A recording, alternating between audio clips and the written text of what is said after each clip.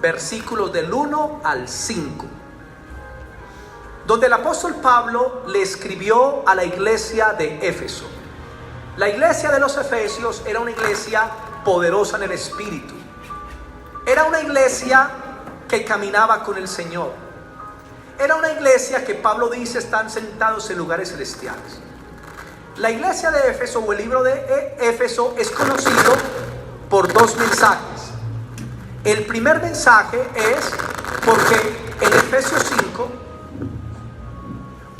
en Efesios 5 se nos habla del orden en el matrimonio, y entonces es muy usado ese capítulo para matrimonios. Y en Efesios 6 que nos habla de la armadura de Dios, de la armadura. Entonces por eso es tan conocido el libro.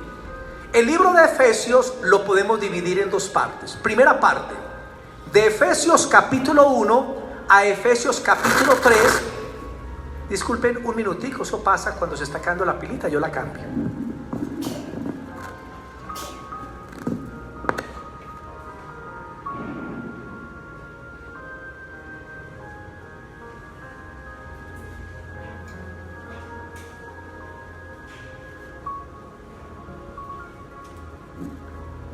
Efesios capítulo 1 al 3 nos habla acerca de nuestra posición en Cristo.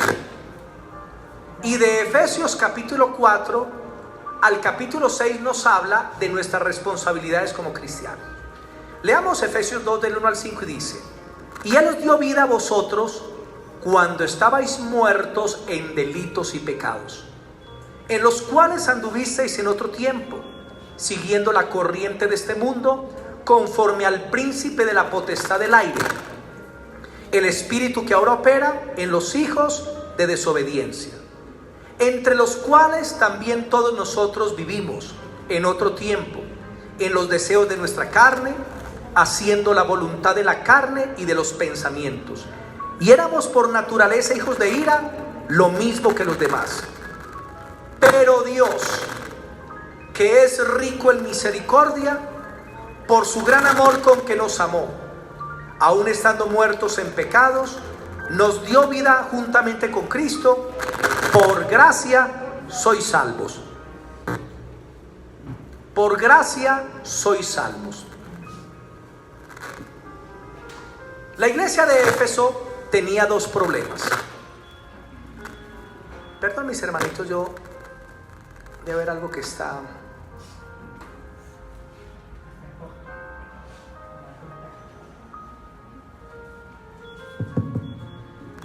La iglesia de Éfeso tenía dos problemas. En aquel tiempo en Éfeso se encontraba el templo de la diosa Diana. Y en aquel tiempo la adoración de ídolos era una adoración con prostitución. Entonces, había un templo y tenían un ídolo. Y resulta que la gente iba no solamente a adorar al ídolo, sino que habían prostitutas en los templos. Entonces los hombres iban, quemaban incienso a la diosa Diana y luego se iban a acostar con las prostitutas, porque eran cultos de idolatría con prostitución. Entonces de todas partes acudían a Éfeso, y el apóstol Pablo llegó allá y predicó el evangelio, y según la historia parece ser que en Éfeso se convirtieron más de 40,000 personas. O sea, era una mega iglesia y una iglesia de poder.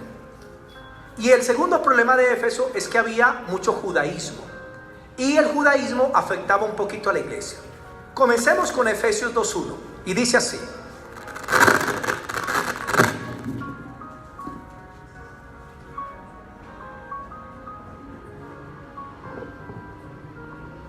sí, probando. Sí, 1, 2, 3. Creo que es el micrófono entonces. Efesios 2:1 dice: y Él os dio vida a vosotros cuando estabais muertos en delitos y pecados. Digan conmigo: Él me dio vida cuando estaba muerto en pecado y en delitos. ¿Qué es lo que causa la muerte espiritual en las personas? El pecado. Desde que Adán y Eva pecaron en el jardín del Edén, entró la muerte en la raza humana. Dios le dijo a Adán: no comas de ese árbol. El día que comas de ese árbol vas a morir. Adán comió del árbol desobedeciendo a Dios y no murió físicamente, pero murió espiritualmente. Y la consecuencia luego fue la muerte física. ¿Y por qué se da esa muerte? Romanos 6:23 lo explica. Romanos, tengan su Biblia separada en Efesios 2 porque vamos a volver varias veces.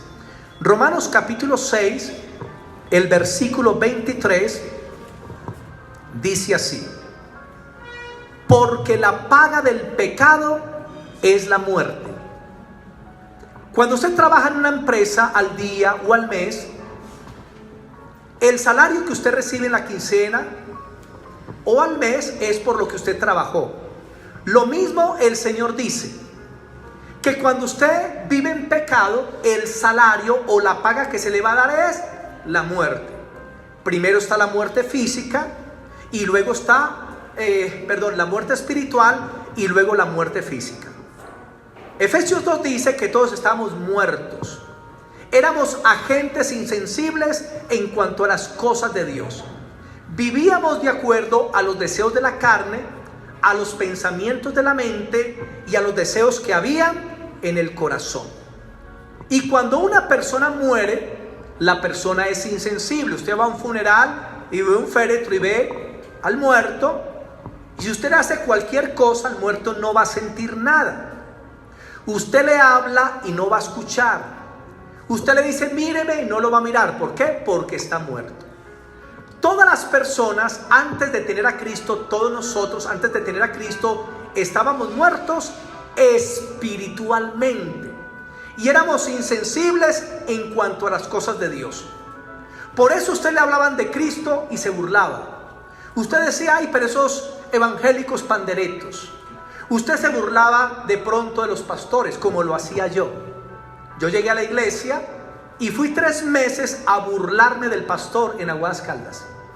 Y el pastor tenía que frenar los cultos y decir, respeten. Y más risa nos daba, un espíritu burlón. Pero yo me iba para mi casa y lo que predicaba el pastor me quedó en mi conciencia. Hasta que a los 3 meses me entregué al Señor. Porque yo estaba muerto espiritualmente. Y todo ser humano desde Adán que nace en la tierra está muerto espiritualmente. Comen, tienen vida, tienen hijos, van y trabajan, pero delante de Dios son zombies. Delante de Dios están en mortandad espiritual. Y por eso Dios les envía el evangelio para que puedan recibir la vida eterna, para que se conviertan al Señor, pues Dios no quiere que nadie se pierda. Entonces, mis hermanitos, las personas del mundo que no conocen a Cristo, para ellos las cosas de Dios son locura y no las pueden entender. Vamos a leer 1 Corintios. Vámonos primero para Mateo capítulo 8. Mateo capítulo 8, el versículo 21 y 22. Todos los seres humanos nacen muertos espiritualmente, ese es el problema. Pero cuando un niño muere, como un niño no tiene la conciencia entre el bien y el mal, todo niño que muere va directamente al cielo, a la presencia de Dios. Jesús dijo, deje que los niños vengan a mí, porque de ellos es el reino de Dios. Cada año solamente por abortos entran al cielo 60 millones de niños. ¿Con qué crear en el mundo un país grande? Cada año hay 60 millones de abortos. Y esos niños que son abortados, sus almas van a la presencia de Dios. Según las personas que han ido al cielo y vuelto, ellos cuentan que hay como una especie de jardines y que son, hermano, pero millones de ángeles que les cuidan, y esas criaturitas crecen más o menos hasta una edad entre 20 y 30 años. O sea que si usted en el pasado cometió un aborto, se entregó a Cristo, ya Dios le perdonó. Ya Dios le perdonó. Y un día cuando usted vaya al cielo, verá a sus hijitos y estará con ellos, y eso es una gran bendición. Pero las personas ya cuando tienen 9, 10, 11, 12 años, ya son conscientes del bien y del mal y son responsables delante de Dios por su vida y por sus pecados. Por eso se necesita la salvación. Mateo 8, 21 y 22 dice así. Mateo 8, 21 y 22 dice Jesús: otro de sus discípulos le dijo, Señor, permíteme que vaya primero y entierre a mi padre. Jesús le dijo: sígueme y deja que los muertos entierren a sus muertos. ¿Cómo así que muertos entierren a sus muertos? Claro, Jesús lo que está diciendo ahí: deje que los que están muertos espiritualmente entierren a los que se mueren físicamente. Porque hay muertos espirituales y hay muertos físicamente. Y el Señor le dijo a él: ven y sígueme. Hermano, lo más importante en la vida es la salvación. Lo más importante en la vida es tener a Cristo. Es como si un barco se estuviera hundiendo y resulta que la persona se tiró al agua y le tiran un salvavidas al lado. Esa persona, para no hundirse y no ahogarse, se aferra al salvavidas como si fuera su todo. Así cada cristiano tiene que estar aferrado a Cristo, porque Cristo es el que nos da vida. Y aquí dice: deje que los muertos entierren a sus muertos. Primera de Timoteo capítulo 5, el versículo 5 y 6. Primera de Timoteo capítulo 5, el versículo 5 y 6. Primera de Timoteo, el capítulo 5, el versículo 5 y 6. Está hablando acerca de las viudas que se consagran a Dios y hacen voto para servir a Dios, pero luego dejan el voto y se van para el mundo a pecar. Y mire lo que dice el apóstol Pablo. Primera de Timoteo 5, 5 y 6 dice así: mas la que en verdad es viuda y ha quedado sola, espera en Dios y es diligente en súplicas y oraciones noche y día. Pero la que se entrega a los placeres viviendo está muerta. ¿Qué es lo que causa la muerte espiritual? El pecado. Y toda persona que está en pecado está muerta espiritualmente delante de Dios. Tiene la vida física, claro, pero tiene la muerte espiritual. Y si esa personita que está muerta espiritualmente muere sin la vida de Dios, esa persona se pierde por la eternidad. Hermanos, la salvación es muy importante, la vida eterna. Primera de Corintios 2:14. La Biblia también llama a aquellas personas que no tienen a Dios, les llama el hombre natural. Digan conmigo: el hombre natural. Entonces, la persona que no se ha convertido a Cristo es una persona natural. Y en el capítulo 2, versículo 14 dice: pero el hombre natural no percibe las cosas que son del Espíritu de Dios, porque para él son locura y no las puede entender, porque se han de discernir espiritualmente. La Biblia dice que para los que no tienen la vida de Dios o no conocen a Dios, las cosas de Dios son locura. Hermanito, ayunamos: ¡ay, cómo se le ocurre! ¡Qué locura! Usted deja de comer para buscar a Dios. Ellos no pueden entender. Pero ellos sí le dicen a usted: vamos al prostíbulo, vamos a tomar licor, vamos a fornicar, eso sí lo hacen. Pero cuando son de las cosas de Dios no les interesa. ¿Por qué? Porque están muertos. La gente en el mundo está dispuesta siempre para el pecado, pero cuando se les habla de las cosas de Dios, ahí sí no buscan a Dios. Vamos a congregar: no, qué pereza, no, qué locura. Pero para irse a amanecer en un prostíbulo, ahí sí no dicen nada. Para la maldad, porque esa es su naturaleza, porque es que están muertos espiritualmente. Y por eso se necesita al Espíritu Santo para que le abra los ojos a las personas que no pueden ver. Porque el Espíritu Santo es el que convence de pecado. Si usted levantó sus hijos en los caminos del Señor, no quiere decir que sus hijos son cristianos. No, ellos cuando crecen tienen que tomar su decisión por Cristo o rechazarlo. Y por eso hay hijos de cristianos que a los 14, 15 se apartan de Dios. Dice: pero ¿por qué si es cristiano? No, es porque todavía no se ha convertido, es porque todavía no ha recibido la salvación de Dios. Y por eso su naturaleza pecaminosa lo lleva a pecar, lo lleva a hacer lo malo, porque es imposible que busque a Dios si no se ha entregado a Él. Se necesita nacer de nuevo, se necesita la conversión. Se necesita aceptar a Cristo como el Salvador verdaderamente para uno apartarse del pecado. Si uno no ha aceptado a Cristo verdaderamente, uno no puede apartarse del pecado, porque solamente Dios lo puede hacer. Amén. En Efesios 2:1 entonces dice que estábamos muertos por todo el contexto pasado. Efesios 4:18. Efesios capítulo 4, versículo 18. 4:18 dice: mire, Cuando estábamos muertos, ¿cómo estaba nuestra mente? Dice así en el 18: teniendo el entendimiento entenebrecido, ajenos de la vida de Dios, por la ignorancia que en ellos hay, por la dureza de su corazón.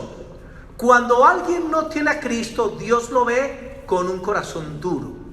Le ve que su mente está llena de tinieblas y de oscuridad, y ve que esa persona no tiene su vida. Y claro, por eso siguen la corriente del mundo y sirven a Satanás, como dice también Efesios 2:2. Efesios 2:2 dice así: en los cuales anduvisteis en otro tiempo, siguiendo la corriente de este mundo, conforme al príncipe de la potestad del aire, el espíritu que ahora opera en los hijos de desobediencia. ¿Qué nos dice el Señor? Que hay un Satanás que gobierna sobre el mundo en el ámbito espiritual. Usted no lo puede ver. Si Dios le abriera a usted los ojos espirituales por 10 minutos, usted no duerme por un mes, al ver todo lo que se mueve en el ámbito espiritual. Cuando desde el cielo mira la tierra, lo que ven desde el cielo es oscuridad. La tierra está llena de tinieblas, está llena de oscuridad. La tierra es como un cementerio, llena de personas que están en oscuridad viviendo en mortandad espiritual. Por eso la Biblia dice que la luz vino al mundo, porque el mundo está en tinieblas. Y Jesús dijo: el que cree en mí ya no estará en tinieblas, sino que la luz del mundo estará en él. Tremendo. O sea que cada cristiano es una lumbrera, es una luz en este mundo de tinieblas y de oscuridad. Pero el que no tiene a Cristo vive siguiendo la corriente del mundo, y al vivir en el pecado está viviendo para Satanás. Ahí lo dice. Escuchen, hermanos, ¿para dónde va Vicente? Para dónde va la gente. Ay, que como Brujilda le hizo un trabajo para el marido, entonces vamos donde Brujilda. Que aquellos jóvenes viven en tal prostíbulo, vamos a acompañarles. Que como aquellos van a derramar sangre inocente, vamos a derramar sangre inocente. Y la gente se entrega a todo eso por el contexto de mortandad que tienen. No tienen la vida eterna. Amén. Pero nosotros que tenemos Cristo es diferente. Versículo 3. El versículo 3. Efesios 2:3 dice así: entre los cuales también todos nosotros vivimos en otro tiempo, o como éramos nosotros en el pasado, terribles pecadores. Yo me avergüenzo, hermano, de mi pasado. A mí me da vergüenza de todo lo que hice en mi juventud. Pero gracias a Dios que vino Cristo y cambió mi vida. En los cuales estuvimos también nosotros en otro tiempo, en los deseos de nuestra carne. Repitan esto: deseos de nuestra carne, haciendo la voluntad de la carne y de los pensamientos. Y éramos por naturaleza hijos de ira, lo mismo que los demás. Ay, ay, ay. Porque, hermanos, la paga del pecado es la muerte. Y toda persona que vive en pecado, la ira de Dios está sobre él. Mire, Dios desde el cielo tiene su ira reservada para derramarla sobre el pecador, porque Dios es el juez. Y si es juez justo, debe juzgar el pecado. Pero ¿sabe qué detiene la ira de Dios? Su amor y misericordia. Por amor no nos destruye. Por amor no ha destruido este mundo. Por amor. Y Dios por eso ha extendido su gracia y ha enviado el evangelio. Pero la Biblia dice: entre ellos estuvimos nosotros. Pablo se incluye. Pablo dice: yo también fui malo, yo también fui un pecador, porque todos lo fuimos. Pero Pablo dice ahí: mis hermanitos, que seguíamos los deseos de la carne, los pensamientos de la mente, los deseos del corazón, y éramos hijos de ira, lo mismo que los del mundo. Y qué importante saber esto ahorita. Hay una pregunta: ¿qué es la carne? Si alguien aquí de pronto estuvo en el culto anterior, no responda. Pero si usted no estuvo, puede decir: ¿qué piensa usted que es la carne? Quien quiera dar alguna opinión, bien pueda. ¿Cómo? El pecado, bueno, por ahí tiene que ver. Sino que es que hay personas que piensan que cuando la Biblia habla de la carne, se refiere al cuerpo. Pero resulta que cuando la Biblia habla de la carne, en griego es la palabra sar, S-A-R-X. Y la palabra sar significa naturaleza pecaminosa. O sea, cuando usted encuentre la Biblia, no hagan las obras de la carne, no hagan las obras de la naturaleza pecaminosa. Porque carne no se refiere al cuerpo. Escuchen, hermanos. Muchos pecan ese cuerpo asqueroso. No, el cuerpo no es asqueroso. Este cuerpo inmundo, no, tu cuerpo no es inmundo. Tu cuerpo es el templo del Espíritu Santo. Tu cuerpo es un siervo, es un esclavo que puede servir al bien o al mal. Pero la naturaleza pecaminosa se encuentra en el alma. Escuchen, en el alma, adentro. Y el alma, si dice, voy a pecar, pues no se va el alma sola, se lleva el cuerpo, ¿cierto?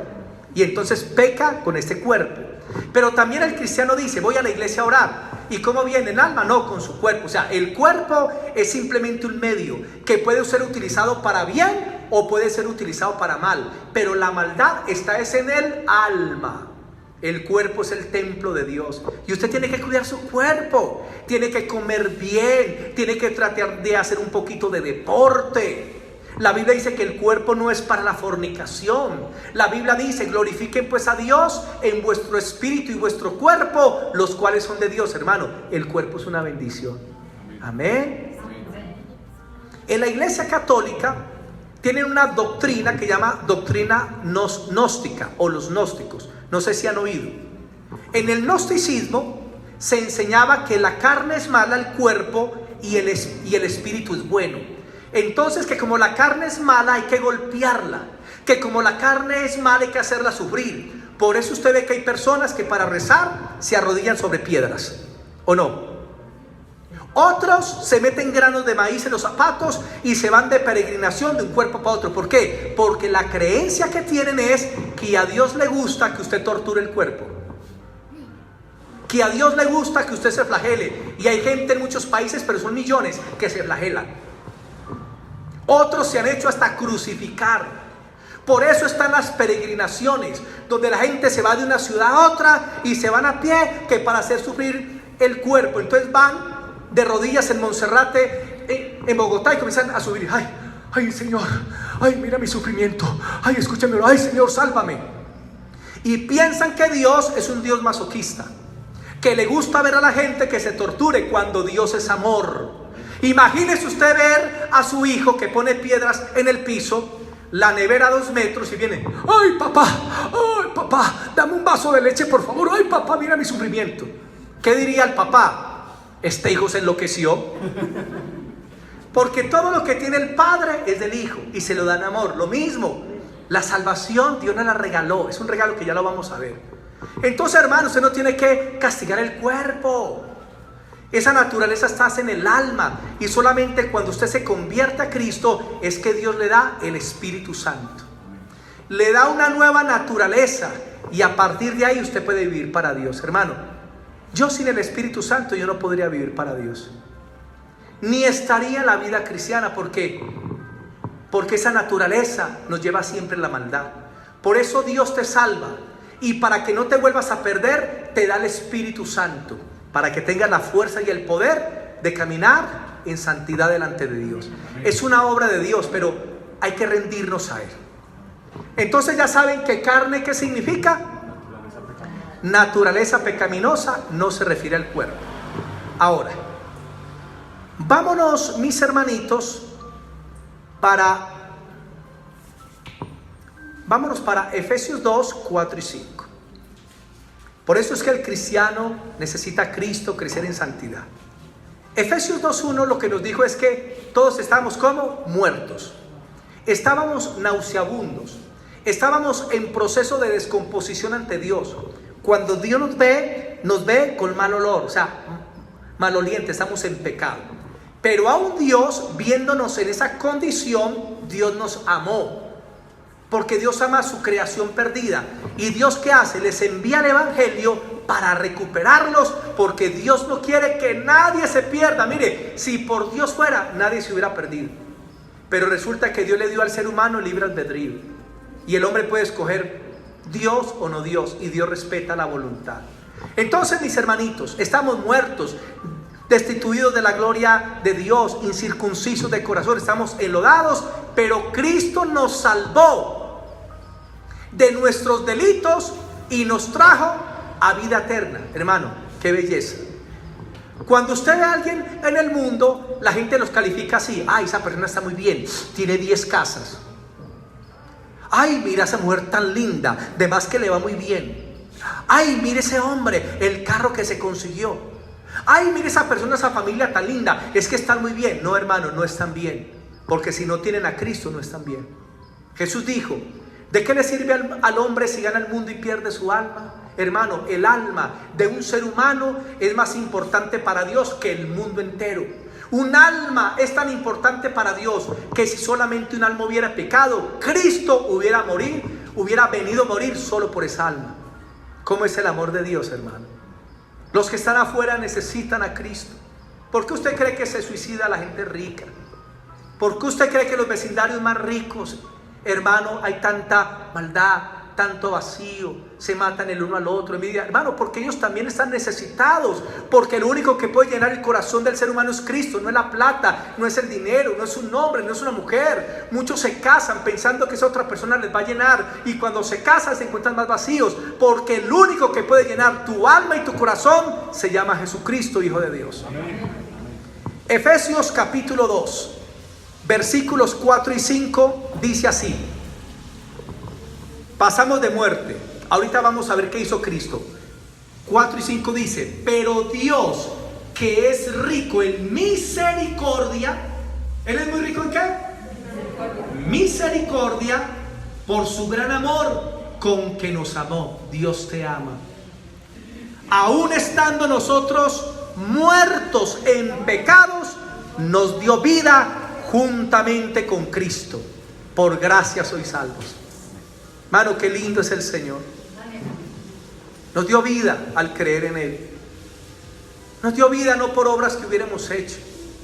Nos amó de tal manera que nos levantó y nos resucitó.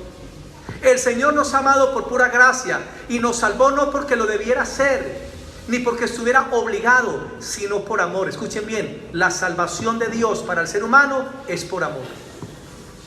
No es que Dios te llamó porque te necesito, no. Dios te salva porque te ama. Entiéndalo. La Biblia dice que de tal manera amó Dios al mundo que dio a su Hijo. Amor. El amor es la base de la salvación. No hay otra razón, hermano. Por eso dice que cuando desprecian a Cristo, están despreciando el amor de la verdad. Y yo he hablado con gente que blasfema de Cristo, gente que insulta a Cristo, gente... Y yo me sorprendo y digo: Señor bendito, qué tinieblas, cuán engañados están. Efesios 2, 17 y 18 dice, 2, 17 y 18. Y vino y anunció las buenas nuevas de paz a vosotros que estabais lejos y a los que estaban cerca. Escuchen bien. Usted no fue el que buscó a Cristo, Cristo fue el que vino a buscarnos a nosotros. Y dice que vino desde el cielo a anunciarnos las buenas noticias de salvación. Hermano, Dios no se quedó quieto viendo al hombre perdido. No, Dios diseñó un plan de redención y a su debido tiempo envió a su Hijo. Porque muchos dicen: cuando yo me convertí a Cristo. No, cuando Cristo te convirtió a Él. Porque Él es el buen pastor que deja las 99 ovejas y se va por la oveja perdida. El Señor tiene más preocupación por los perdidos que por los que están salvos, porque los salvos ya están asegurados, pero el perdido necesita la vida eterna y Él va a buscarles. Nosotros no nos entregamos a Él, no, Él nos llamó. Por eso usted estaba en una empresa y Dios le puso un cristiano al lado, y el cristiano pues le decía: ¿sabes qué? Cristo te ama. Y usted ahí, tan bonitas esas palabras. Se da cuenta que usted tiene un problema y le dice: estoy orando por ti, te invito a la iglesia. Y algunos vienen, otros no, pero es Dios que los está llamando por el evangelio. Cuando alguien comienza a predicarle, es Dios que te dice: te amo, te quiero perdonar, te quiero restaurar, quiero que seas mío, quiero que pases la eternidad conmigo. Hermano, qué belleza lo que Jesús hace por nosotros. En Juan 15, 16, no lo busquen, dice así: no me elegisteis vosotros a mí, sino que yo les elegí a ustedes y os he puesto para que vayáis y llevéis fruto. Hermano, Dios te eligió, por eso estás aquí. Y Dios ha elegido a millones en el mundo. Por eso hay personas que les están predicando, que los están invitando, que están orando por ellos. Y llegará el momento en que se rendirán a Cristo como su Señor y como su Salvador. ¡Qué privilegio! Él te salvó, hermano. Él te salvó con un amor eterno. Él te resucitó. Y Dios le dijo al pueblo de Israel: te he escogido no porque eres un pueblo grande y fuerte, sino que te he escogido por pura gracia. Te he escogido por amor. Efesios 2, el versículo 5. Efesios 2, 5.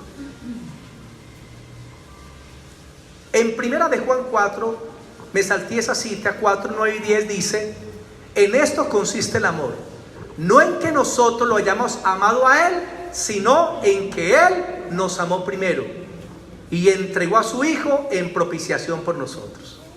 Hermanos, Dios nos amó primero. Dios te ama.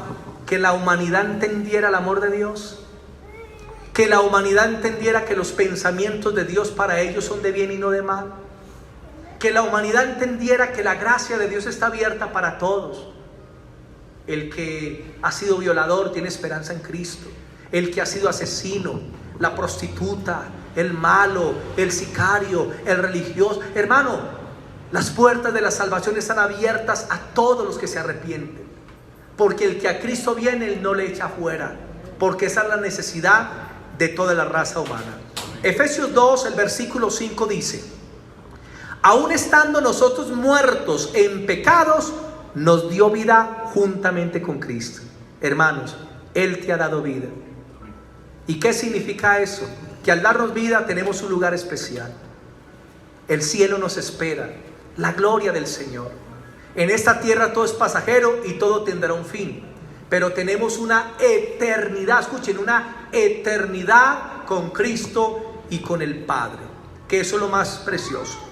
La pregunta es: ¿qué opina usted de Cristo? ¿Qué opina usted de Él? ¿Usted cree que hay que añadirle a la salvación? Porque todas las religiones del mundo están tratando de hacer obras para ser salvos, cuando la salvación, ahí lo leímos, Él nos dio vida cuando estábamos muertos. O sea, es por la fe, por la misericordia de Dios, porque nos ama. Y la gente en el mundo está empeñada a hacer una cantidad de obras tratando de buscar la salvación de Dios, cuando la salvación Dios se la regala al que crees por fe, no por obras. Y entonces inventan intercesores por los hombres, que las ánimas del purgatorio, que aquí, no hermano, Cristo ya hizo la obra. Usted necesita solo a Cristo. ¿Qué necesitó el ladrón de la cruz para ser salvo? Además de Cristo, ¿qué necesitó? ¿Y quién lo perdonó? Cristo. Hoy estarás conmigo en el paraíso. Punto. Hermano, es que Cristo es la salvación. Y Cristo dice: todo aquel que en mí cree no vendrá a condenación, mas ha pasado muerte a vida. Lo que el ser humano necesita a Cristo, sino que al ser humano no le gusta solo Cristo, al ser humano le gusta Cristo más otras cosas. Cristo más esto también, Cristo más los sacrificios, Cristo más esto, Cristo. No, hermano, Cristo es suficiente. Entiéndalo, Cristo es suficiente. Efesios 2, del 6 al 10 dice así: y juntamente con Él nos resucitó. Usted ya tiene vida. Y asimismo nos hizo sentar en lugares celestiales con Cristo. Hermano, mire, Él no solamente te buscó, te llamó, te salvó, te resucitó, sino que usted en este momento está sentado con Cristo arriba. Ahí lo dice Pablo. Pastor, pero si estoy sentado aquí en la iglesia. No, usted físicamente está aquí en la iglesia, pero espiritualmente está con Cristo allá. Porque cuando Cristo resucitó de los muertos, se sentó delante del Padre representándote a ti. Entonces, cuando el Padre desde el trono mira a Cristo, está viendo a Amparito, está viendo a Lorena, está viendo a Carlos, está viendo a Humberto, está viendo a Mateo. Los está viendo porque Cristo nos representa a nosotros. Por eso estamos sentados con Él allá. Y aquí en la tierra nosotros representamos a Cristo, porque somos el cuerpo de Él. Y cuando usted predica, es como si Cristo estuviera predicando. Cuando el Señor dice: vayan en mi nombre y prediquen, es: vayan en mi lugar. En lugar del Señor estás tú. Y cuando tú llegas a una persona y dices: Cristo te ama, mire, apártate del mal, acércate a Dios, Él te ama. Es Cristo a través de esa persona, mis hermanos. Amén. Cristo nos representa ante el Padre y nosotros representamos a Cristo aquí en la tierra. Versículo 7: para mostrar en los siglos venideros las abundantes riquezas de su gracia o misericordia en su bondad para con nosotros en Cristo. Hermano, se lo resumo así para que lo entiendan.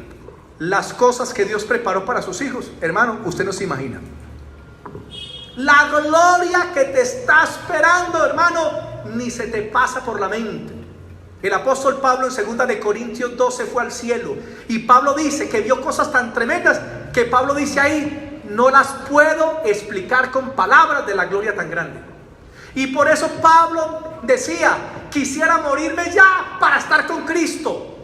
Pero Pablo luego dice, pero no me puedo morir por causa de la iglesia. ¿Qué tal esa? O sea, ¿por qué es necesario que me quede con ustedes? Hermanos, si estamos aquí es con un propósito. Y si cumplimos el propósito, pues que Dios nos lleve, hermano. Amén. Mi madre se encuentra en un lugar donde ya el gozo nadie se lo puede quitar. Hermano, ella ya fue ganada eternamente. Ella ya no tiene problema de que se vaya a perder ni de retroceder. No, ella ya está asegurada con el Señor. Y en este momento ella está disfrutando de todo lo que yo le hablé del cielo. Lo que la palabra dice. Allá se encontró con doña Fanny Vidal, con todos los santos que han muerto en el Señor, hermano. Es una gloria. Si pudiera decirle a mi madre, madre, ven otra vez a la tierra. Y yo de aquí ya no me muevo. Yo no voy a dejar esta cosa, nada, ni por ustedes, porque Cristo es mejor. Amén. Cristo es lo mejor, hermano. Bendito el Señor. Pablo dijo, estimo todo por estiércol en comparación de Cristo. Cristo es lo mejor, mis hermanos, de la vida. Ahora, la salvación ya Cristo la pagó. Leamos el versículo 8 y 9. Y aquí nos explica cómo somos salvos, 8 y 9. Y dice, porque por gracia sois salvos. Repitan conmigo, por gracia sois salvos. Ahí no dice que por obras, ahí no dice que por rezos, ahí no dice que por oraciones, ni por sacrificios, ni por penitencias. Ahí que dice, porque por gracia sois salvos por medio de la fe. ¿Qué necesita usted para ser salvo? Fe. La gente venía a Jesús, sáname, Señor, ayuda, Hijo de David, ten misericordia. ¿Y qué les contestaba Jesús? Hija, tu fe te ha salvado. ¿Qué se necesita para la salvación? Digan, fe. Que usted pueda creer que Jesucristo es el Hijo de Dios, que murió, resucitó y está vivo. Y ahora la obra de Él se te atribuye a ti. Por gracia sois salvos por medio de la fe. Y dice, y esto no de ustedes, pues es un don de Dios. ¿Qué significa? Aún la fe que tú tuviste para creer, te la dio Dios. Por eso dígale, Señor, dame la fe para creer. Señor, dame la fe para ser salvo, si no eres salvo. Y Dios te la va a conceder, porque en la salvación Dios te concede hasta la fe para creer, hermano, increíble. Por eso yo he visto ateos convirtiéndose a Cristo. He visto gente que vino aquí a la iglesia a pelear con Dios y conmigo. Y después de la prédica o que el Espíritu Santo los tocó, decían, verdaderamente Dios es real. Dios lo hace.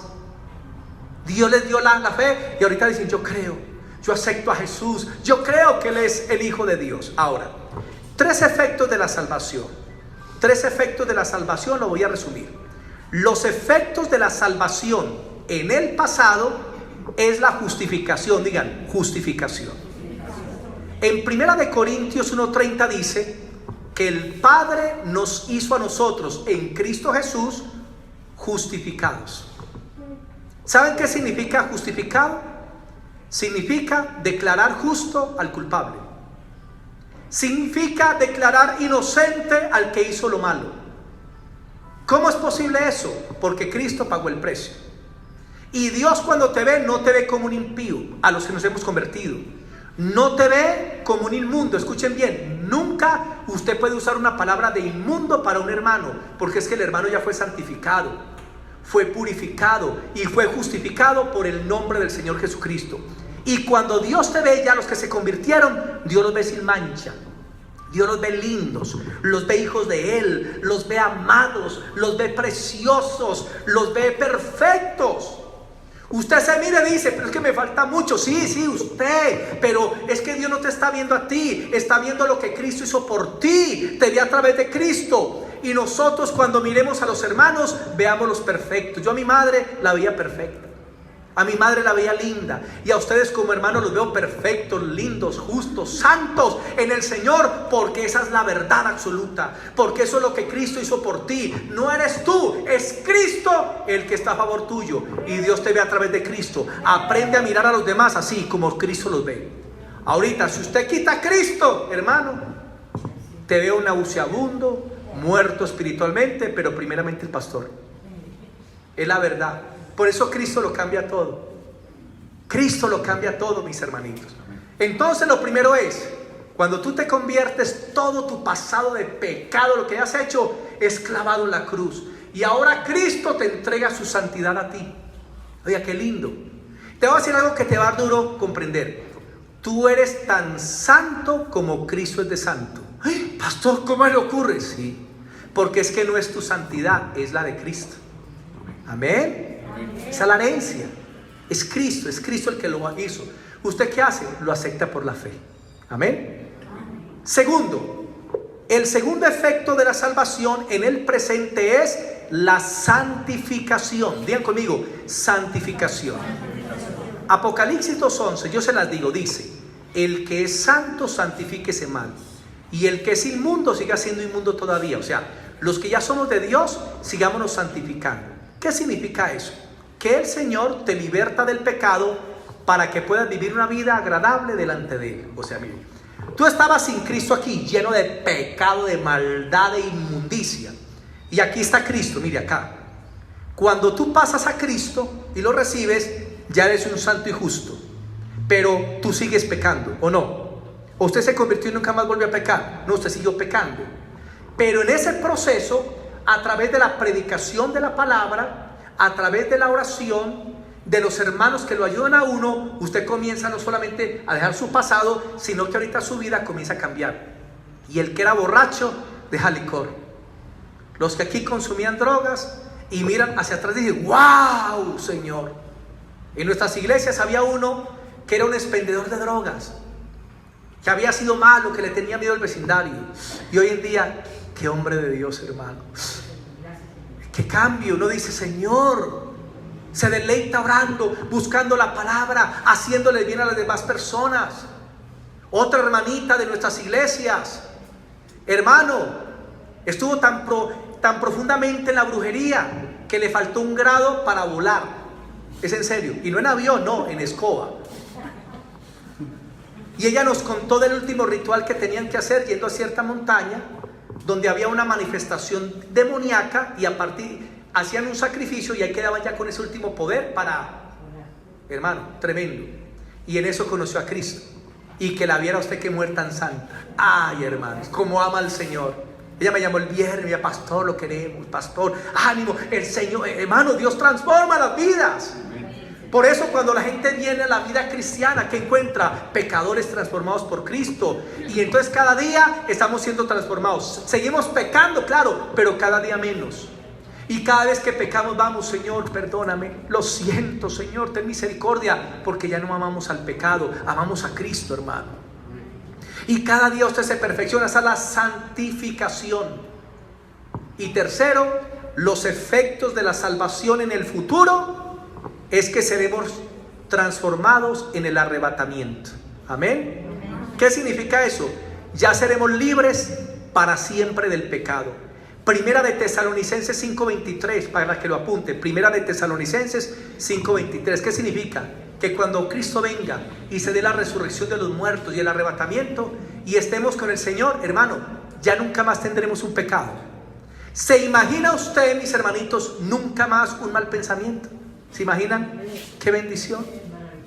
Nunca más un mal deseo a algo, nunca más el odio, sino una vida, hermano, sin pecado por la eternidad. Por eso yo digo: ven, Señor Jesús. Por eso el que muere descansa sus obras. Hermano, ya el pecado no tiene que ver parte con una persona. Está con Cristo, ya venció, ya coronó, hermanos. Pero mientras que estemos en la tierra, usted puede ser pastor, usted puede ser apóstol, usted puede ser un líder, usted puede ser un intercesor, y va a tener luchas con el pecado. ¿Es así o no? Que claro, cada día usted se santifica más. Y usted mira su pasado y usted dice: Señor, qué cosas las que hice. Uy, Señor, cómo es que, hoy, Padre, Señor, ¿cómo me has cambiado? No eres todavía lo que vas a llegar a ser, pero tampoco eres lo que eras antes. Qué bendición el Señor. Qué bendición. Voy a resumir. Denme 5 minuticos para acabar.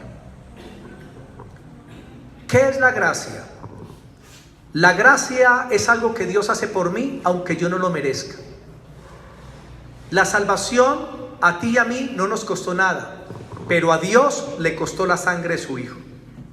Él pagó el precio y tú lo recibes por gracia. Por eso sois salvos por gracia. Como cuando un hijo es malo y perverso, pero los padres están con él. Y aunque haga algo malo y termine en la cárcel y los padrecitos siguen yendo. ¿Qué es eso? Gracia. Los padres dicen, te sigo amando. Eso es la gracia, y así es el Señor. En Romanos 3:28, no lo busquemos, apúntenlo. 3:28 dice, ya no hay obras para la salvación. Porque si es por obras, ya no es por gracia. Entonces por eso crea que su salvación es por gracia. El cristiano debe orar, debe congregarse, ofrenda. El cristiano vive para Dios, perdona, ama a los hermanos, trata de hacer la voluntad de Dios. En Romanos 11:6, se la leo rápidamente, dice, y si por gracia, ya no es por obras. De otra manera, la gracia no es gracia. Escuchen bien, no combines la gracia con las obras, porque tu salvación fue solamente por misericordia. No pienses que el dar mercaditos te salva, jamás. Lo que usted hace, lo hace es porque ama a Dios. Y les hago una pregunta. ¿Un perro ladra para ser perro o porque es un perro? ¿Un perro ladra para llegar a ser un perro? No, ladra porque es un perro. Lo mismo, el cristiano hace buenas obras no para ser salvo, sino porque ya es salvo. En el mundo es al revés. Hacen obras para ser salvos. Nosotros no, hacemos obras porque ya somos salvos. Miren la diferencia, es al revés. Tito 3:5, yo se la leo nomás, hermano, porque ya se me acabó el tiempo. Tito 3:5 dice, nos salvó no por obras de justicia que nosotros hubiésemos hecho, sino por su misericordia. Hermano, la salvación es una misericordia de Dios. A mí me fascina ir a las clínicas a visitar a los que ya van a morir. Y me ha tocado tal vez cientos de personas despacharlos. Y me gusta ir a cáncer y encontrar personas con su cuerpo deshecho, con cáncer. Una vez pues visité a un hombre, hermano, que el cáncer se le comió toda la cara, hermano. Una cosa terrible, hermano. No tenía sino la lengua, nada de aquí. Hermano, una cosa impresionante. Y yo llegué ahí, yo sentí esa misericordia y le dije, hermanito, Dios te ama. El Señor te quiere salvar. Acepta, Señor, y le expliqué el evangelio. Y le decía en tu corazón, repite conmigo, Señor Jesús. Y él intentaba con su lengua, y eso era todo, hermano, triste. Pero queda un gozo, porque yo sé que si aceptaron a Cristo, en el momento que mueren van con Dios. He visitado ancianos, como en el Solferino 1, 7 años en una cama, 97 años, sufriendo en esa cama. Y esa noche llego yo y le predico y le digo, el Señor te ama. Cristo es tu Salvador, y si tú te arrepientes y lo aceptas, el Señor hoy te quiere salvar. Y ese viejito lloró y dijo, soy un pecador, yo quiero a Cristo. Vea, lo aceptó con todo el corazón. ¿Y sabe qué pasó? Hizo la oración, salimos de la casa y se murió. 7 años lo conservó el Señor para recibir la salvación a lo último. ¿Por qué fue salvo? ¿Hizo algo? No, la gracia. La gracia de Dios, hermano. Cuando entremos al cielo no le diremos, Señor, mira lo que hice para ser salvo. Porque nadie entrará así. Sino, Señor, gracias porque me salvaste. Señor, cuánto amor. No lo merezco, pero es tu gracia. Es tu gracia, Señor. Romanos 3:22. Yo le leo esta cita ya. Romanos 3:22 dice así: la justicia de Dios por medio de la fe en Jesucristo para todos los que creen en Él. Dios te justifica por la fe en Jesús. Cuánto amor. Efesios 2:10, termino con esta cita. Y aquí terminamos este texto. Efesios capítulo 2, el versículo 10. Escúcheme bien, hermano. En el versículo 9, Efesios 2:9 dice, no por obras para que nadie se gloríe. Hermano, No es porque usted predica que Dios lo salva. No es porque ora muy bonito. No es porque diezma o ofrenda. No es porque usted bendice a sus padres. No, no, no. No es por obras. Es por misericordia y por amor de Dios que nos concede su salvación y su misericordia. La salvación es una obra totalmente de Dios. Por eso el tema de hoy se llama ¿cómo? La salvación es por gracia. La salvación es por gracia, no hay otro modo. No prediques pensando que vas a ser salvo. Porque algunos, ay, si no predico me condeno. No, no, no, no. Tú no te condenas si no predicas. Pero tú predicas porque amas a Jesús, que es diferente. Esa es la diferencia. No hagas nada creyendo, no es que yo diezmo para ser salvo. No, el diezmo no te salva, hermano. Cristo es tu salvador. Lo que tú haces es porque lo amas. Y versículo 10, termino con esa cita, 2:10.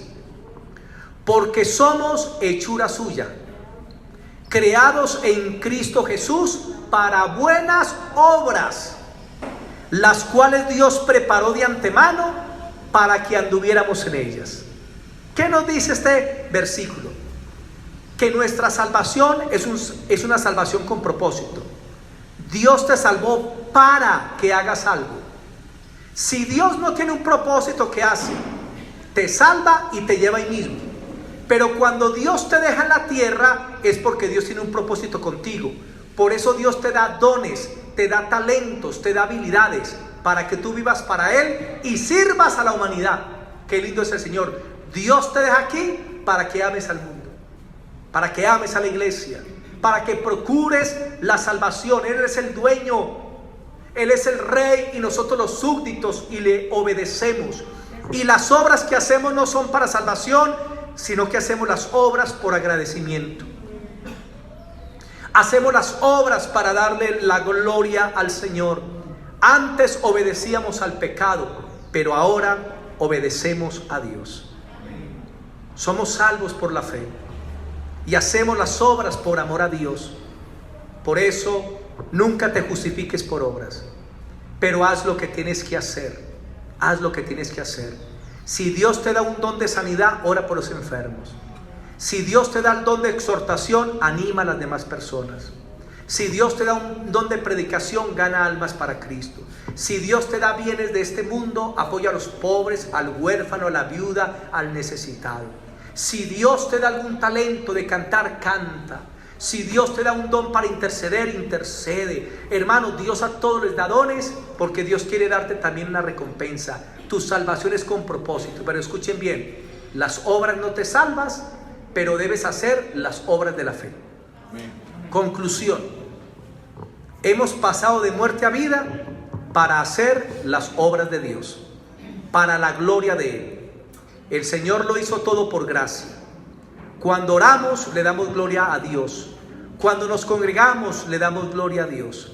Estas son las obras que lo glorifican y para eso el Señor nos salvó. Amén.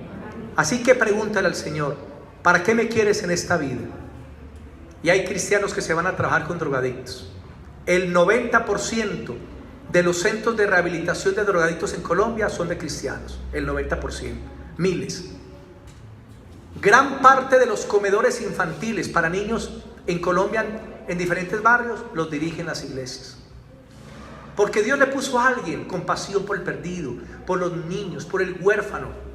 Nuestra hermana Beatricita aquí en la iglesia trabaja con 119 familias de la cárcel y los atienden, consejería, están pendientes de los niños, hermano, y ella es feliz. Es Dios, hermano. Otros hermanitos trabajan en las cárceles con los presos porque Dios pone eso en el corazón. Otros sienten de servir a los enfermos, de servir. Esos son dones que Dios dio, pero no te van a salvar. Te salvas Cristo y lo que hagas el Señor te lo recompensará. ¿Aprendimos hoy? Démosle un aplauso al Señor. Amén. Vamos a orar. Bendito Dios y Padre, queremos darte gracias porque hoy nos permites entender un poco más el Evangelio. Hemos entendido, Señor, que la salvación no es por obras de justicia que nosotros hubiéramos hecho, sino que la salvación es un don, es un regalo de Dios, es un regalo de misericordia. Y así mi madre y yo, Señor, te hemos aceptado y tú nos has dado el don de la salvación. Asimismo la iglesia. Y pedimos, Señor, que tu gracia se siga extendiendo a aquellos que no te conocen, aquellos que te necesitan en su corazón, que se acerquen a ti, Padre. Permíteles nacer de nuevo. Sácalos de la muerte espiritual a vida eterna, Señor. Ayúdales en sus caminos y vuélveles a ti. Úsanos como instrumentos de bendición para que este mundo, Señor, que sufre tanto, para que este mundo de tristeza, de aflicción, Señor, sea cambiado en bendición a través de Jesucristo. Porque Él es el camino, la verdad y la vida. Y Él te ofrece una paz que el mundo no te puede dar. Te damos gracias, Señor, por esta palabra. Amén.